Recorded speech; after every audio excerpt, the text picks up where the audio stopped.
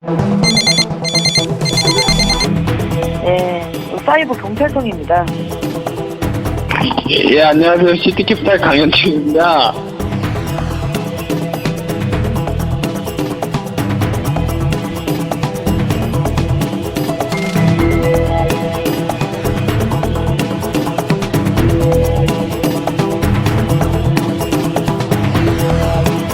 보이스피싱, 당신은 괜찮으십니까?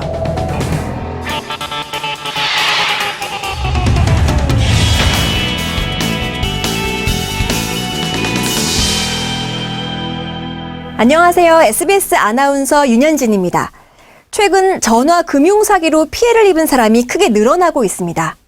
피해 대상은 주부, 노년층은 물론 대학생, 직장인, 유명인 등 남녀노소 가리지 않고 확대되고 있는 데다 사기의 수법 역시 교묘하게 진화되고 있는데요. 누구나 당할 수 있는 전화 금융 사기, 그것에 대해 알아보겠습니다. 금융사기의 종류에는 전화로 개인정보를 낚아올리는 보이스피싱, 컴퓨터를 악성 코드에 감염시켜 금융사이트를 피싱 사이트로 연결하는 파밍, 전화나 문자로 대출 상담 혹은 알선을 가장하는 대출 빙자 사기, 문자 메시지를 통해 악성 코드를 유포한 후 소액 결제로 유도하는 스미싱이 있습니다. 이 중에서 최근 보이스피싱이 더욱 기승을 부리고 있습니다. 전화를 걸어 목소리만으로 상대를 속이고 개인정보를 낚시해 돈을 빼앗는 보이스피싱. 어떻게 그런 범죄가 가능할까요? 보이스피싱의 특징은 우선 수사기관 및 금융기관을 사칭한다는 점입니다.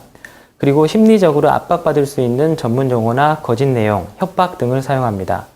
사람들은 그런 전화를 받으면 순간적으로 당황하게 되고 보이스피싱에 당하기 쉽습니다. 20, 30대가 피해자의 60%가 넘는다는 놀라운 통계도 있습니다. 그들은 조직적으로 역할을 분담하여 범죄를 진행하고 경찰의 검거를 피하기 위해 대포폰이나 대포통장을 이용해 신분을 감춥니다. 2013년 991억 원, 2014년 1637억 원, 2015년 상반기 992억 원. 보이스피싱으로 인한 피해 현황입니다. 서민의 가게를 파탄으로 내몰고 있는 보이스피싱. 이제 더 이상 당하고 있을 수만은 없습니다.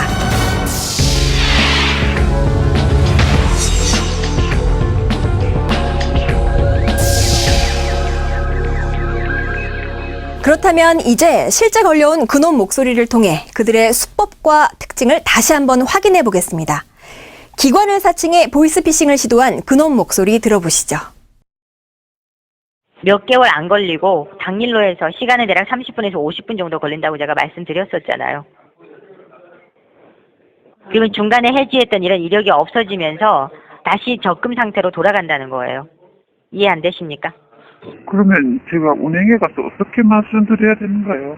은행에서는 사건에 대한 내용은 절대 얘기하시면 안 되시고요. 그냥 본인께서 개인적인 사정 때문에 적금 해지하는 걸로만 얘기를 하시면 됩니다. 다시 원상태로 복구가 된다거나 가상 계좌 어쩌고 대포 통장에 연루됐다 이런 내용은 절대 얘기하시면 안 되는 거예요. 그냥 적금만 해지하고 나오시면 되는 거예요. 아시겠죠? 미치겠다. 해제하고 다시 원상 받고 다시 들어간다면 거기 뭐가 되는 거 이해 못 하겠네요, 내가. 적금에 대한 본인 재산권에 대한 내용을 저희가 추적을 해야 되는데 적금 상태로 묶여 있으면 가상 계좌로 움직일 수도 없는 거고 추적이 안 되는 거잖아요. 그래서 잠시 해지를 하는 건데 일단은 먼저 해지를 하고 본인이 가상 계좌를 유입을 합니다. 금융감독원 가상 계좌를 유입을 하게 되면은 그에 대한 추적이 이루어질 거고 지금 본인께서 운영하고 계신 자금이 합법적인 거고 불법적인 이런 금전적인 뒷거래로 판단된 이런 내용이 확인된 바가 없으면은 다시 본인의 계좌로 돌아가시되 그게 다시 만약에 적금 상태셨으면 적금 상태 해지를 안 했던 것처럼 다시 돌아간다는 거죠. 그러니까 그게 다시 돌아갈 때 내가 은행에 가서 갈 필요가 없고 다시 원래 적금 상태로 자동으로 돌아간다는 겁니다. 은행에 내가 다시 가서 적금으로 설정할 필요가 없다는 거죠. 그런가요? 그놈 목소리는 검찰, 경찰, 금융감독원 등을 사칭하여 마치 범죄에 휘말린 것 같은 표현을 써가며 심리적으로 불안하게 만들고 있다. 이들은 은행으로 가서 이체를 하도록 유도하거나 개인정보나 금융거래 정보를 알아내고 공인인증서를 재발급받아 직접 이체하기도 한다고 하니 반드시 주의하여야 한다. 최근 발생돼 일당이 검거된 사건입니다. 물품 보관함에 돈과 개인정보 서류를 넣도록 하고 갈취한 사건을 재구성해봤습니다. 서울지방검찰청입니다. 혹시 개인정보가 유출됐습니다. 그 주민번호가 맞습니까? 네. 정말 제 개인정보가 유출됐습니까? 은행에 계좌 있으시죠? 은행 계좌와 공인인증서 모두 다 뚫렸습니다. 그럼 어떻게 해야죠? 원하시면 저희가 현금을 보호해드릴 수 있습니다. 계좌로 이체를 하면 추적당할 수 있으니까 돈을 현금으로 찾아서 협력 물품 보관함에 넣어주시면 저희가 수거해서 보호해드립니다. 물품 보관함이요? 팩스를 받을 수 있는 곳으로 가서 저희가 보내는 신청서를 작성해서 현금과 함께 물품 보관함에 넣어두시면 저희가 형사들과 함께 가서 꺼낸 후 비밀 계좌로 입금하겠습니다. 지금 바로 해야 합니까? 그렇습니다. 1분 1초가 급합니다. 인터넷 뱅킹으로 하면 본인 계좌에 돈이 몇 초면 전액 인출되니까요. 어떻게 하시겠습니까? 저 어떻게 해야지? 지금 그렇게 고민할 시간이 없습니다. 바로 해야 됩니다. 빨리 결정하세요. 지금 다른 피해자분들도 많아서 비밀 계좌가 다 찰 수 있습니다. 빨리 결정하십시오. 네, 지금 바로 하겠습니다. 신청해 주세요. 그놈 목소리는 일관되게 피해자에게 심리적 압박을 주는 말을 한다. 그러나 곧바로 이를 보호해주겠다고 안심시키는 척하며 금액을 갈취한다. 이들은 중국에 본고지를 둔 일당들로 모두 체포되었지만 보이스피싱이 얼마나 진화하고 있는지 알 수 있다. 이번엔 취업이나 대출을 미끼로 통장을 편취한 그놈 목소리입니다. 네, 알겠습니다. 그러면은 지금 뭘 보내드리면 돼요? 일단은 본인께서 이력서 한 부를 직접 출력을 해 주셔야 되시고요. 저희 쪽에 보내주시는 게 아니라 본인께서 서류 준비 다 되셨다고 하시면 제가 저희 보안팀에 연락을 해서요. 그쪽으로 직원분을 보내드리면 직원분 만나셔서 서류를 전달해 주셔야 되세요. 그러면 저희 마감 시간 전에 서류가 저희 본사 쪽으로 도착을 하실 거예요. 그러면 내일 오전 중으로 신원 확인을 해드릴 거고요. 바로 아이디카드 제작을 해드릴 거예요. 네, 알겠습니다. 네, 그럼 이력서 지금 혹시 한번 출력해 놓으신 거 있으신가요?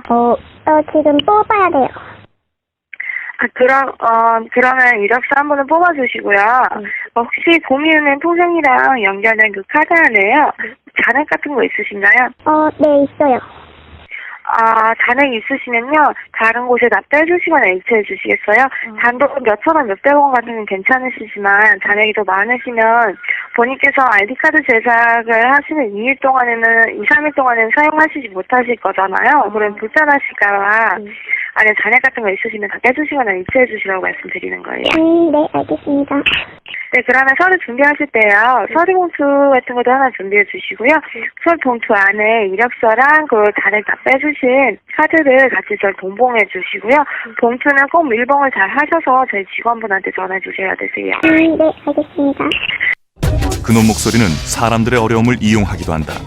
취업이 되지 않고 급전이 필요한 다급한 심리를 이용하여 통장, 개인정보를 빼앗고 이를 대포통장이나 금융사기로 이용당할 수 있는 매우 위험한 상황에 처하게 되는 것이다. 그리고 또 고전적인 보이스피싱이 여전히 활개를 치고 있습니다. 아들 납치했습니다. 지금 번호 떴죠? 아들 번호 맞죠? 돈 입금하세요. 그럼 안전합니다. 네, 어머니, 저희 친구인데요. 어떻게 어머니 가 교통사고 냈어요. 네, 합의금 필요한데 지금 당장 합의하지 않으면 경찰에 구속된대요. 네, 안녕하세요, 고객님. 저축은행입니다. 저희가 저금리로 대출을 해드리고 있는데요. 선수수료를 넣으시면 수수료 일부 돌려드리면서 돈을 대출해드립니다. 그놈 목소리가 뻔한 고전적인 수법으로 다가와도 계속해서 피해자가 생기는 것은 기본적으로 사람의 심리를 노린 범죄이기 때문일 겁니다. 설마 내가 당하겠어라는 안이한 대처는 절대 금물이고요. 늘 경계하며 확인하고 예방하는 것이 보이스피싱의 피해를 줄이는 최우선의 방법입니다.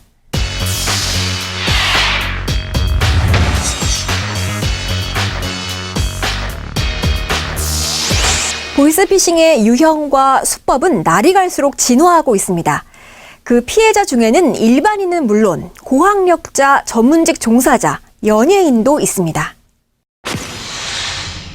네, 안녕하세요. 탤런트 이혜인입니다.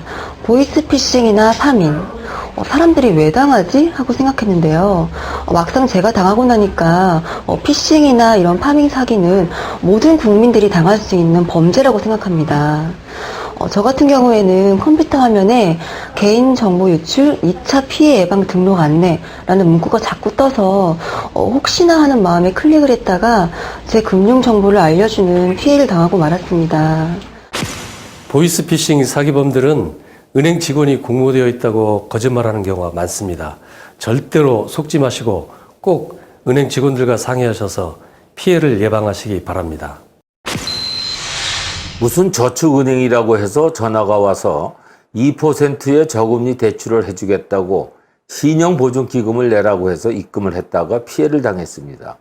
워낙 은행이랑 똑같이 서류를 위조를 해서 전혀 눈치를 챌 수 없었는데 지금 생각해보면 말도 안 되는 얘기죠. 그냥 무조건 전화를 끊고 신고를 했어야 하는 게 맞는 거였죠. 그 어떤 공공기관도 전화나 문자 메시지로 개인정보를 요구하지 않습니다. 만약 그러한 전화를 받았을 시에는 반드시 무조건 전화를 끊고 해당 기관에 확인해야 합니다. 가능하다면 차분하게 녹음 버튼을 누르시고 녹음한 음성 파일은 금융감독원의 보이스피싱 지킴이에게 보내주세요. 피해를 당했다면 112나 금융회사 콜센터에 전화하셔서 지급정지 신청을 신속하게 하셔야 됩니다.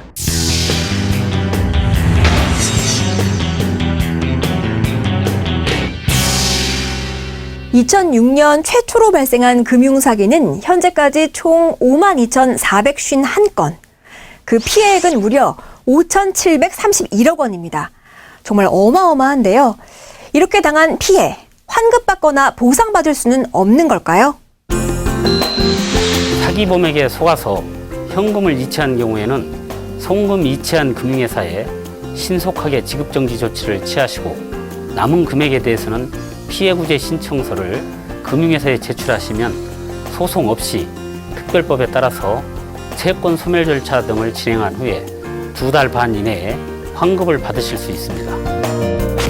은행에서는 고객 보호를 위해 보이스피싱을 당한 경우라도 일정 금액을 보상해주는 안심통장 서비스를 제공하는 것도 있으니 이 서비스를 이용해 보시는 것도 좋은 방법입니다. 일단 피해를 당했다면 가장 먼저 경찰청에 신고를 하고 지급 정지를 요청해야 합니다. 그 다음 피해 구제와 관련된 상담이나 환급 신청은 금융감독원에 문의하시면 친절히 안내받을 수 있습니다. 여러분은 괜찮으십니까? 남녀노소, 직업 불문. 우리 국민을, 내 가족을, 나를 노리는 보이스피싱. 피해를 보지 않기 위해서는 그 수법을 미리 숙지하시고 일단 전화를 받으시면 단호하게 끊으시는 것이 최선의 방법입니다. 보이스피싱 등 금융사기를 당하셨다면 반드시 경찰청 112나 금융감독원 1332에 신고해서 더 큰 피해를 막으시기 바랍니다. 피싱 사기 피해 예방만이 최선의 방법입니다.